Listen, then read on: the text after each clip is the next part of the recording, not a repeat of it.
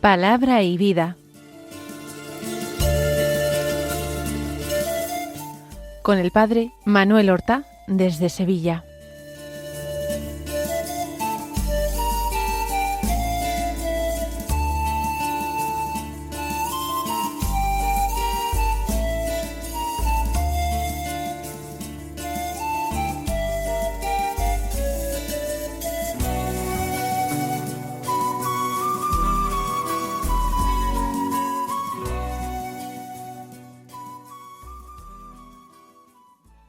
En el nombre del Padre, y del Hijo, y del Espíritu Santo. Amén. Alabados sean Jesús y María. Muy buenos días, queridos amigos, oyentes de Radio María y seguidores del programa Palabra y Vida. Hoy es el jueves de la 22ª semana del tiempo ordinario.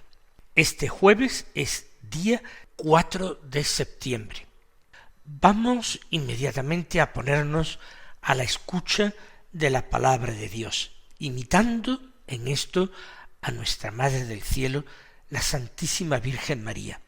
Ella que acogió la palabra en su seno, ella que la dio al mundo, abriendo para todo el mundo la puerta para la salvación.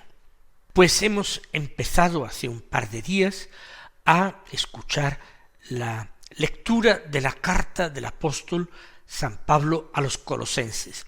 Y hoy continuamos en el capítulo 1, los versículos 9 al 14, que dicen así: Hermanos, no dejamos de orar por vosotros y de pedir que consigáis un conocimiento perfecto de su voluntad, con toda sabiduría e inteligencia espiritual. De esta manera vuestra conducta será digna del Señor, agradándole en todo, fructificando en toda obra buena y creciendo en el conocimiento de Dios, fortalecidos plenamente según el poder de su gloria, para soportar todo con paciencia y magnanimidad, con alegría, dando gracias a Dios, Padre, que os ha hecho capaces de compartir la herencia del pueblo santo en la luz. Él nos ha sacado del dominio de las tinieblas y nos ha trasladado al reino del Hijo de su amor, por cuya sangre hemos recibido la redención, el perdón de los pecados. Lo que acabamos de escuchar, estos versículos 9 al 14 del capítulo 1 de la carta, constituyen un himno. Puede ser que un himno litúrgico incluso, que nosotros utilizamos en el rezo del oficio divino, concretamente en el rezo de vísperas, en algún día de la semana.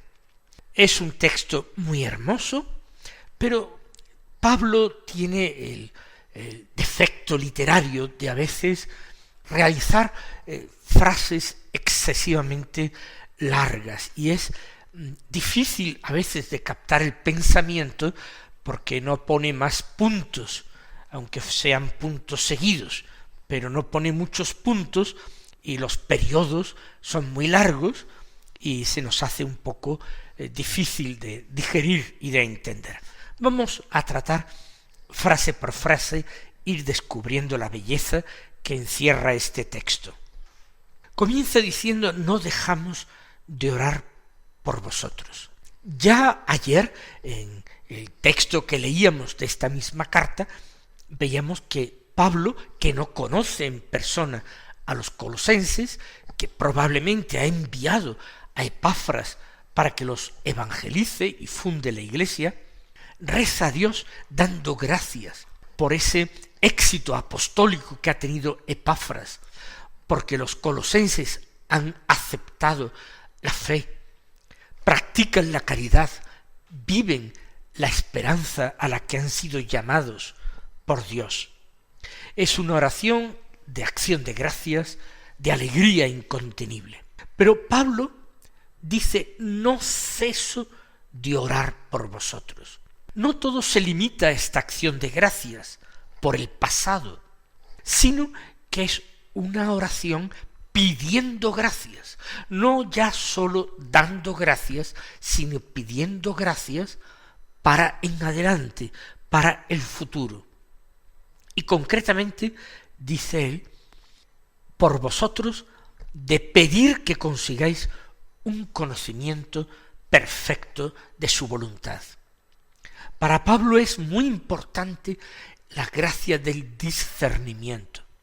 Hay que esforzarse con la ayuda de la gracia en ir descubriendo en cada momento, en cada lugar, en cada circunstancia, lo que Dios quiere de nosotros, lo que Dios espera de nosotros. A cada llamada del Señor hay que ir respondiendo a lo largo de la vida, pero dando una respuesta no hecha principalmente de palabras, sino de obras. Para eso es importante el conocimiento perfecto de la voluntad de Dios, para que nuestra respuesta no sea incompleta, parcial, o menos adecuada, o no una verdadera respuesta a la interpelación de Dios, sino el ofrecimiento de algo que quizás no quiera Dios de nosotros. No dejamos de orar por vosotros para que consigáis un pleno conocimiento de su voluntad, con toda clase de sabiduría e inteligencia espiritual, toda sabiduría e inteligencia espiritual. Pablo está haciendo alusión a dos dones del Espíritu Santo. Ese don de la sabiduría que nos permite saborear las cosas de Dios, gozar, disfrutar ya en esta vida con las cosas de Dios. Y la inteligencia espiritual como don del entendimiento. Por tanto, está pidiendo para los colosenses dones del Espíritu Santo, con que ellos puedan dar la respuesta perfecta que Dios se merece. Y añade, de esa manera vuestra conducta será digna del Señor, agradándole en todo. Lo que os acabo de decir, no dando una respuesta parcial, limitada o incorrecta al requerimiento del Señor. Se trata que la respuesta, que es mi conducta, las obras, sea digna del Señor y que le agrademos totalmente, perfectamente en todo. Y para esto, dice, fructificando en toda obra buena.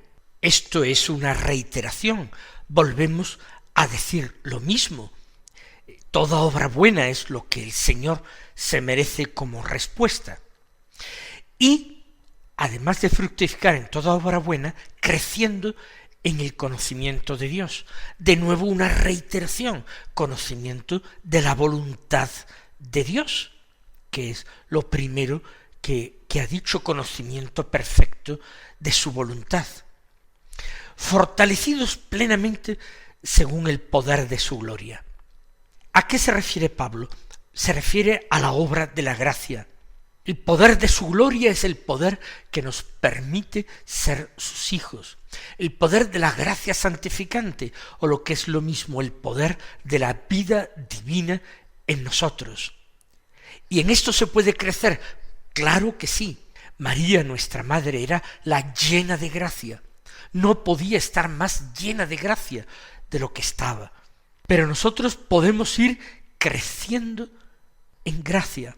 Podemos ir siendo fortalecidos cada vez más según el poder de su gloria, para, dice, soportar todo con paciencia y magnanimidad, con alegría, dando gracias a Dios. Esto es importante. No conviene que lo pasemos por alto. Nuestra respuesta al Señor tiene que ser con convicción, con alegría, con dinamismo. No se trata de una pesada carga, la del servicio del Señor. Con el salmista podemos decir, me ha tocado un lote hermoso, me encanta mi heredad. Por tanto, el poder de su gloria, que en definitiva es la fuerza de su gracia y la operación de los dones del Espíritu Santo en nosotros, nos tiene que llevar a poder vivir todo, incluso negativo, lo negativo. Por eso utiliza el verbo soportar. Todo con paciencia y magnanimidad, con grandeza de ánimo, con alegría, dando gracias a Dios, incluso dando gracias por aquello que el mundo y los hombres mundanos no estiman como algo positivo, bueno, sino como algo negativo, como una desgracia, como una pérdida, como una pobreza. Pero siempre dar gracias a Dios Padre, con alegría. Y el haber mencionado a Dios Padre inmediatamente le hace continuar la frase: Dios Padre que os ha hecho capaces de compartir la herencia del pueblo santo en la luz. Nosotros estamos llamados a un destino altísimo. Estamos llamados a vivir en la Jerusalén del cielo. Estamos llamados a convertirnos en conciudadanos de los santos y en compañeros de los ángeles en el servicio de Dios. Y esta consideración, esta idea o este recuerdo podrá avivar en cada uno que recibe esta enseñanza esa decisión de soportarlo todo con paciencia, con magnanimidad y con alegría, dando gracias a Dios que se las merece por habernos hechos capaces de semejante destino inmortal y glorioso.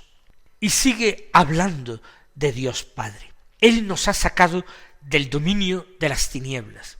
Lo nuestro, después del pecado original, era vivir en sombras de muerte. Y Dios, por su inmensa misericordia, nos envió a su Hijo en carne mortal para que padeciera por nosotros, para que entregara su vida en la cruz por nosotros y arrebatarnos así al dominio de Satanás, al dominio de las tinieblas.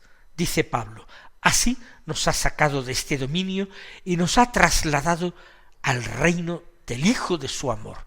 Nosotros somos don del Padre a su Hijo Jesucristo. Lo he repetido algunas veces comentando la oración sacerdotal de Jesús en el capítulo 17 del Evangelio de San Juan. Cuando Jesús le dice a su Padre: Padre, aquellos que me has dado, quiero que estén siempre conmigo y contemplen mi gloria. Aquellos que tú me has dado, oh Padre, dice Jesús.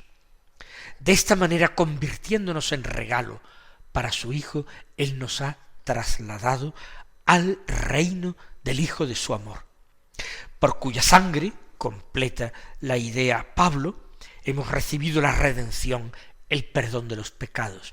En definitiva, todo viene a parar a esto, al sacrificio pascual del Hijo de Dios, a su sangre vertida generosamente para llevarnos al reino de su amor, para otorgarnos el perdón de los pecados, la redención.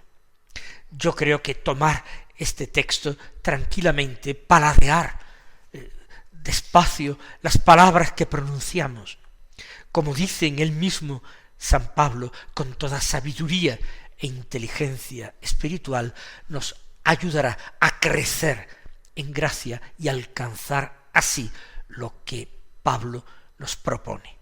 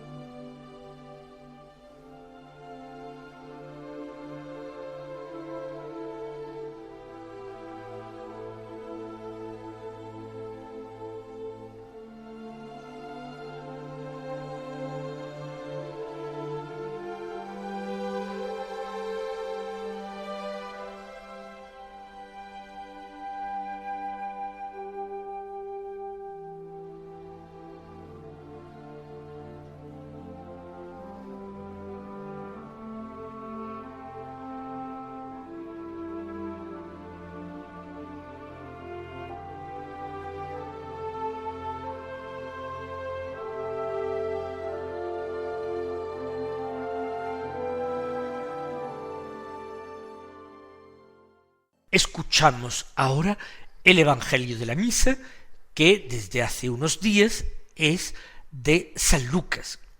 Hoy comenzamos el capítulo 5, del que tomamos los versículos 1 al 11, que dicen así: En aquel tiempo la gente se agolpaba en torno a Jesús para oír la palabra de Dios. Estando él de pie junto al lago de Genesaret, vio dos barcas que estaban en la orilla. Los pescadores que habían desembarcado estaban lavando las redes. Subiendo a una de las barcas, que era la de Simón, le pidió que la apartara un poco de tierra. Desde la barca, sentado, enseñaba a la gente. Cuando acabó de hablar, dijo a Simón: Rema mar adentro, y echad vuestras redes para la pesca. Respondió Simón y dijo: Maestro, hemos estado bregando toda la noche, y no hemos recogido nada, pero por tu palabra echaré las redes. Y puestos a la obra, hicieron una redada tan grande de peces que las redes comenzaban a reventarse. Entonces hicieron señas a los compañeros que estaban en la otra barca, para que vinieran a echarles una mano.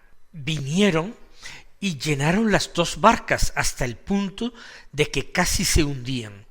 Al ver esto, Simón Pedro se echó a los pies de Jesús, diciendo: Señor, apártate de mí, que soy un hombre pecador. Y es que el estupor se había apoderado de él y de los que estaban con él por la redada de peces que habían recogido. Y lo mismo les pasaba a Santiago y Juan, hijos de Zebedeo, que eran compañeros de Simón. Y Jesús dijo a Simón: No temas, desde ahora serás pescador de hombres. Entonces sacaron las barcas a tierra y dejándolo todo, lo siguieron. Estamos frente a un texto bien conocido y muy hermoso en el ministerio de Jesús. Vemos a Jesús a la orilla del lago de Genesaret, llamado también mar de Tiberíades, y cómo la gente se agolpa en torno a él para escuchar la palabra de Dios. Qué bonito, qué satisfactorio. Semejante ansia, semejante hambre y sed de la palabra de Dios. Ojalá nosotros experimentáramos lo mismo y así alcanzaríamos aquella bienaventuranza de Jesús. Bienaventurados los que tienen hambre de justicia, porque ellos serán saciados. Pues estando en esa situación, de pie junto al lago, el Señor vio a dos barcas que estaban en la orilla. Él los conocía perfectamente. Una de las dos barcas era la de Simón Pedro, en cuya casa había estado él alojado en Cafarnaúm, había curado a su suegra que estaba con alta fiebre. Lo escuchábamos el otro día y este evangelio es continuación del de ayer. Vio las dos barcas y los pescadores habían desembarcado y estaban lavando las redes. Es por la mañana y ellos han estado faenando por la noche, lo cual no era nada extraño. Jesús parece que no les ha acompañado en esta faena. Jesús no es pescador, quizás ellos tampoco le han invitado porque creen que nada puede aportar, y mientras Jesús predica allí en la orilla, ellos que han regresado están lavando las redes, están repasándolas, cuidándolas, pero se ve que son redes vacías. Como dice Simón más adelante, la pesca ha sido infructuosa, han trabajado toda la noche, han velado toda la noche, al final para nada. Y la gente se agolpa en torno a Jesús. Y Jesús cree que es preciso tomar algo de distancia respecto de la multitud para que la palabra pueda surgir de sus labios con más libertad. y más libremente llegar también al corazón de sus oyentes. Es algo que todo predicador cristiano, que todo catequista cristiano debe tomar en cuenta. Sí, es importante la cercanía con la gente. No podemos decir que Jesús no la tuviera, y muchísimo. Como repite el Evangelio en alguna ocasión, eran tantos los que iban y venían con ellos que no tenían tiempo a veces ni siquiera para comer. Pero también es importante aprender a tomar alguna distancia de la gente. Bien para dedicarse a la oración, para dedicar un tiempo, un espacio en mi vida a la oración, como para evitar que esa estrecha cercanía de la gente no termine a mí, convirtiéndome a la gente, convirtiéndome al mundo, adoptando finalmente las creencias de la gente, haciendo mías las expectativas de la gente, conformándome con la fe de la gente.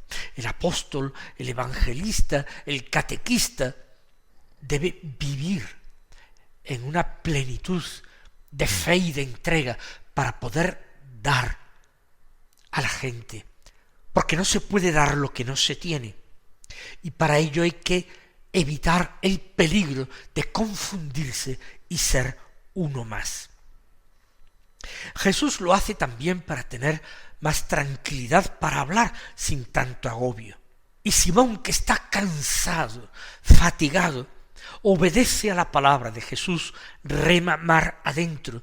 Él responde plenamente con obras a lo que Dios pide de él. Lo sorprendente es que después de predicar, Jesús le dice, rema mar adentro y echa las redes para pescar. Humanamente resulta imposible esperar a una pesca, pero él dice, por tu palabra echaré las redes. Y ya sabemos lo que pasó. También por la palabra del Señor nosotros echaremos nuestras redes y nos postraremos con toda reverencia delante del Señor, que el Señor nos quiere cercanos, pero también el Señor aprecia nuestra reverencia ante la majestad de su persona, y es necesario que sea Él mismo el que nos diga, no temas, no que nos lo digamos nosotros a nosotros mismos, no, sino que ante su gloria y su majestad, postrados, oigamos que Él nos dice, no temas, y nos pide y nos invita a convertirnos en sus compañeros y faenar de esta forma pescando hombres. Mis queridos hermanos, el Señor os colme de sus bendiciones y hasta mañana si Dios quiere.